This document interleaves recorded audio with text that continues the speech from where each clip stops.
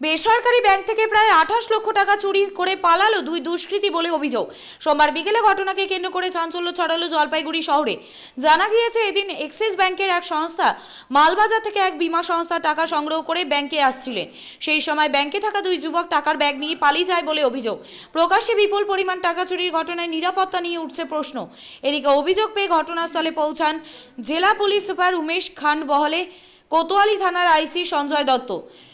Bank বন্ধ করে ব্যাংকের ভেতরে প্রবেশ করেছেন পুলিশ কর্তারা। সিসিটিভি খতিয়ে দেখছেন তারা। এদিকে টাকা চুরি ঘটনার খবর পেয়ে ছুটে আসেন বিভিন্ন জায়গা থেকে টাকা সংগ্রহ করা সংস্থার কর্মী ও আধিকারিকরা।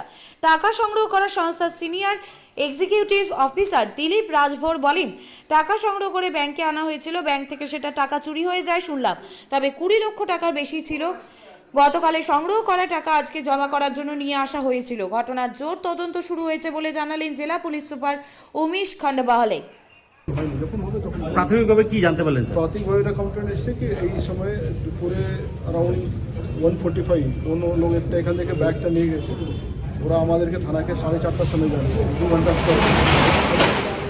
এখন পুরোটা কত টাকা ছিল কি সব এখন কমপ্লেন করেনি, শুধু আমরা এখান থেকে সিসিটিভি ফুটেজ ওরা দেখেছে, আর বাইরে আমাদের ট্রাফিকের যেটা সিসিটিভি ফুটেজ আছে সেটা দেখে আমরা ভেরিফাই করার চেষ্টা করছি যারা ব্যাগ নিয়ে গেছিলো, কীরকম ব্যাগ ছিল, কত টাকা ছিল, সেটা এখন ব্যাংক নিজের হিসাব করে জানাবে, আর আমার বাইরে তদন্ত আমার চলছে। কতজন এসেছিল সেটা এখন জানায়নি, ওরা কমপ্লেন দেবে। শুধু একটা ছিল, লেকিন এটাই একটা কি আমাদেরকে খুব ভুল করে অনেক দেরি করে জানিয়েছে। ঘটনাটা হয়েছিল 1:45-এর সময়, আমাদেরকে 4:30-5টার সময় ওরা জানিয়েছে। খবর পেয়ে সঙ্গে সঙ্গে আমরা এসছে।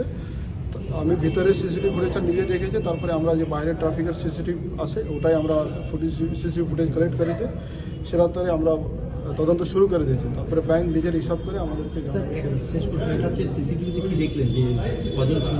মানে দেখা যাচ্ছে একজনটা ব্যাগ নিয়ে গেছে, সেটা ওর সঙ্গে আর কোনো লোক ছিল কি না সেটা আমাকে বাইরে দেখে বুঝতে হবে, সেটা এখন ব্যাংক হিসাব করে আমাকে জানাবে। সেটা